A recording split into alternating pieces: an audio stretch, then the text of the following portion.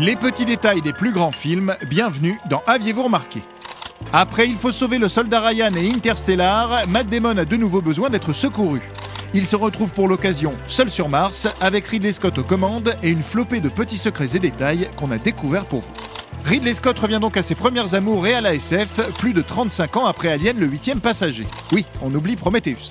C'est donc sans surprise que Seul sur Mars fait quelques clins d'œil à la carrière massive du bonhomme, et ce dès le générique de début, qui n'est pas sans rappeler celui de Alien justement, avec ses plans spatiaux, sa musique très caractéristique, et la façon dont les lettres du titre s'effacent, rappelant la manière dont celles apparaissent dans le film de 79. Et ce n'est pas tout, puisque dans cette scène à la fin, Bess dit à Beck de faire attention car dans l'espace, commence-t-elle, reprenant la tagline « Dans l'espace, personne ne vous entend crier » du premier Alien. De plus, lorsque l'alarme retentit quand la porte de l'Hermès explose à la fin, elle est identique au son de l'alarme du Nostromo, le vaisseau d'Alien. Mais Alien n'est pas le seul classique à avoir le droit à ces petites références. Les cinéphiles auront reconnu que le début du film, avec le Soleil apparaissant derrière la Terre, apparaissant derrière Mars, rappelle le début du 2001 Odyssée de l'espace, avec son alignement Soleil, Terre, Lune. L'accès de caméra a simplement changé.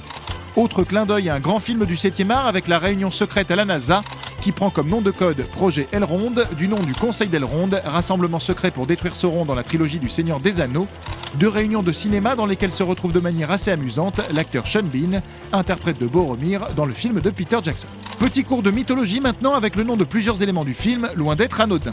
La mission du film s'appelle Arès III, hommage au dieu grec de la guerre, dont l'équivalent romain s'appelle Mars. Le nom du vaisseau principal du film se nomme Hermès, dieu messager et saint patron des voyageurs, plutôt à propos puisque le vaisseau fait des allers-retours entre Mars et la Terre. Et le nom du personnage incarné par Matt Damon, Mark Watney, est aussi évocateur. Mark est le diminutif de Marcus, qui en latin signifie de Mars. Le film se veut également le plus scientifiquement précis possible, et les fans de la planète rouge auront noté la présence sur certains plans panoramiques du volcan Olympus Mons, ici, le relief le plus haut de notre système solaire, avec une hauteur de 22,5 km. On aura entre autres aussi remarqué que dans la dernière séquence du film, Mark remarque une plante à ses pieds, et pas n'importe laquelle puisque c'est un jeune plant de pommes de terre, c'est-à-dire sa seule et unique nourriture pendant son exode martien, ou encore que dans cette scène, Donald Glover se casse la figure pour de vrai, sa réaction plut tellement à Ridley Scott qu'il garda la prise. Enfin, petite coïncidence magique, la même semaine de sortie du film aux États-Unis, la NASA annonçait qu'elle avait trouvé de l'eau sur Mars, mais ça bien sûr, vous l'aviez remarqué, non ?